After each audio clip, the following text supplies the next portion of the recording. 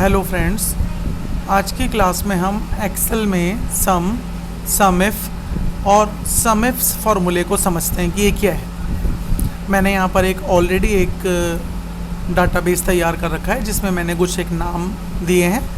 ये कुछ सेल्समैन के नाम हैं जो एक पर्टिकुलर रीजन के अंदर सेल करते हैं और इन्होंने इतनी इतनी सेल की है। सबसे पहले नंबर पे मेरे को अगर टोटल सेल चाहिए कि हमने टोटल सेल कितनी की है, तो टोटल सेल को जानने के लिए तो एक सिंपल सा फार्मूला है सम। आप अगर सम से करोगे तो वो सम दीजिए और एक पर्टिकुलर रेंज दे दीजिए C2 से C10, तो ये टोटल सेल निकाल करके दे देगा कि टोटल जो सेल है वो 12,100 रुपये है। इसमें किसी भी तरह की कोई कंडीशन या कुछ और हमने पुटअप नहीं किया है। लेकिन अब अगर कोई बंदा कहता है कि मुझे कंडीशन लगानी है, कंडीशन के हिसाब से मुझे सेल देखनी है, वो जो कंडीशन लगानी है वो मेरे को किसी पर्टिकुलर रेंज पे लगानी है, जैसे नेम पे लगानी है या रीजन वाइज देखना है, किसी भी एक कंडीशन के लिए हम लोग सम इफ़ का इस्तेमाल करते हैं। जैसे इफ़ है, इफ़ का मतलब ही होता है अगर। अब अगर कोई बंदा कहता है कि मुझे सब का सम नहीं चाहिए, मेरे को कंडीशन के हिसाब से सम चाहिए, कि आप मुझे उन लोगों का सम दिखाओ, उन सेल्समैन का सम दिखाओ जिनका नाम विपुल है या फिर जिनका नाम मनोज है, तो आप यहाँ पे आकर के ऐसा सम इफ फंक्शन के थ्रू कर सकते हैं। जैसे मैंने कहा कि एंटर नेम, तो आप यहाँ पे आकर के अपनी तरफ से नेम डालेंगे किसी भी एम्प्लॉय का। जैसे मैंने कहा कि मुझे विपुल की सेल चाहिए कि विपुल ने टोटल सेल कितनी की है। यहाँ पर विपुल की सेल आ जानी चाहिए कि जो विपुल एम्प्लॉय है हमारा, उसने टोटल मिला करके कितनी सेल की है। तो हम टोटल सेल के अंदर एक फार्मूला लगाएंगे दैट इज सम इफ। अब आप इस फार्मूले को अच्छे से समझिए कि जब मैं यहाँ पे सम इफ फार्मूला लगाता हूँ तो ये मुझे पहले कहता है कि रेंज दीजिए, उसके बाद कहता है कि क्राइटेरिया दीजिए। रेंज का मतलब है कि किसके अकॉर्डिंग कंडीशन लगनी है। तो आपको कंडीशन नेम में लगानी है, तो जो नेम जिस कॉलम में है उस रेंज को सेलेक्ट कर लीजिए। नेम है हमारा A2 से A10 तक, कॉमा। अब ये मेरे से पूछता है क्राइटेरिया। क्राइटेरिया का मतलब होता है कि किसके अकॉर्डिंग आपको, आपका क्राइटेरिया क्या है, आपकी कंडीशन क्या है, किसके अकॉर्डिंग आपको सम करना है। तो क्राइटेरिया मेरा है कि मेरे को विपुल को ढूंढना है। पहले मैंने दिया कहाँ ढूंढना है, फिर मैंने दिया किसको ढूंढना है, यानी कि क्राइटेरिया में मैंने आकर के दिया कि विपुल को ढूंढना है, कॉमा दे करके मैंने कहा कि अगर ये मिल जाए, जैसे मैंने कहा कि विपुल को ढूंढना है कहाँ A2 से A10 तक, और अगर ये मिल जाए तो सम कर देना है किसका, इसका। तो ये क्या करेगा, आप ये सबका सम नहीं करेगा, ये सिर्फ उन्हीं का सम करेगा जिनके एम्प्लॉय नेम विपुल है। तो विपुल, जैसा कि मैं दिखा रहा हूँ आप लोगों को कि विपुल एक ये है। अगर मैं कंट्रोल दबा के सेलेक्ट करता हूँ तो एक विपुल ये है 1000 और एक विपुल ये है 1200।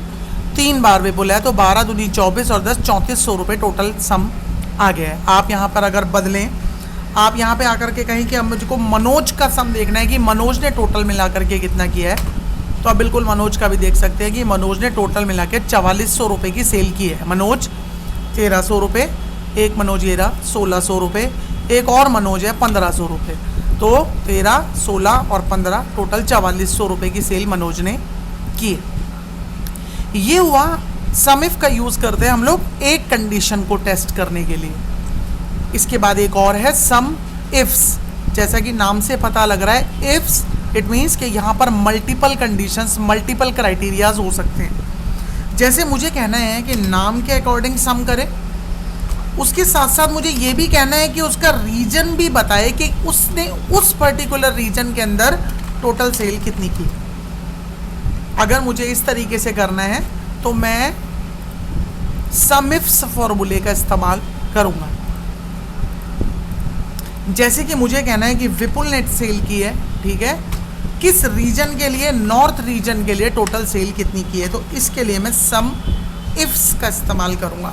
अब देखिए, सम इफ्स में और सम इफ में जो सबसे बड़ा फ़र्क है वो ये है कि सम इफ्स आपको ये कहता है कि पहले आप उस सम रेंज को दे दें जिसका आपको सम करना है। मुझे सम इसका करना है, तो पहले मैंने इसका रेंज दे दिया जिसका मुझे सम करना है। जबकि सम इफ फॉर्मूले में पहले मैंने क्राइटेरिया रेंज दिया था, जिस क्राइटेरिया के हिसाब से सम करना था। ये फ़र्क है सम इफ में और सम इफ्स में। सम इफ्स में मैंने पहले उसका रेंज का सम दिया है जिसका मुझे सम करना है, कॉमा। अब ये मुझे कहता है क्राइटेरिया रेंज। तो पहला क्राइटेरिया क्या रेंज है? विपुल। विपुल कहाँ है? यहाँ इस रेंज में।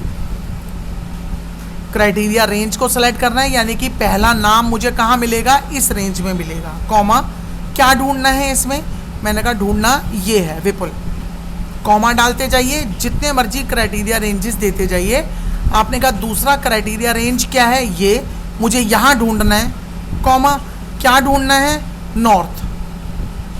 जितने मर्जी, अब मैंने 2 क्राइटेरिया दिए हैं, अगर आप चाहें तो 2 की जगह 3, 4, 5 क्राइटेरिया भी दे सकते हैं। ब्रैकेट बंद कीजिए और एंटर प्रेस करिए। तो ये अब दोनों क्राइटेरियाज को मैच करते हुए मुझे टोटल सेल दिखा रहा है कि विपुल जो एम्प्लॉय है उसने नॉर्थ रीजन के अंदर टोटल सेल कितनी की है? 2400। अगर मैं चेकआउट करूं तो ये विपुल है, इसने नॉर्थ रीजन में ये करा है।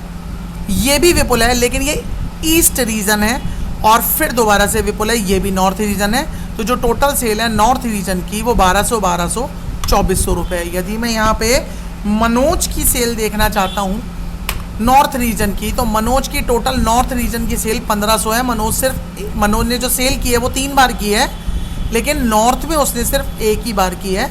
उसकी मनोज की नॉर्थ की टोटल सेल 1500 रुपये है।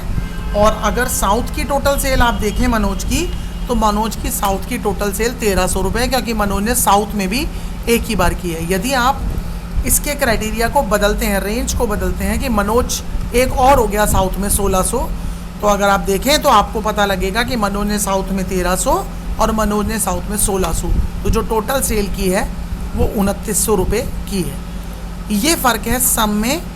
सम इफ अगर एक कंडीशन के हिसाब से मुझे करना है, और सम इफ्स अगर मुझे एक से ज़्यादा कंडीशंस को यूज़ करके सम करना है या टोटल सेल निकालनी है, तो मैं सम इफ्स फॉर्मूले का इस्तेमाल करता हूँ। तो ये था आज के लिए सम इफ और सम इफ्स। होप कि आपको समझ आ गया होगा।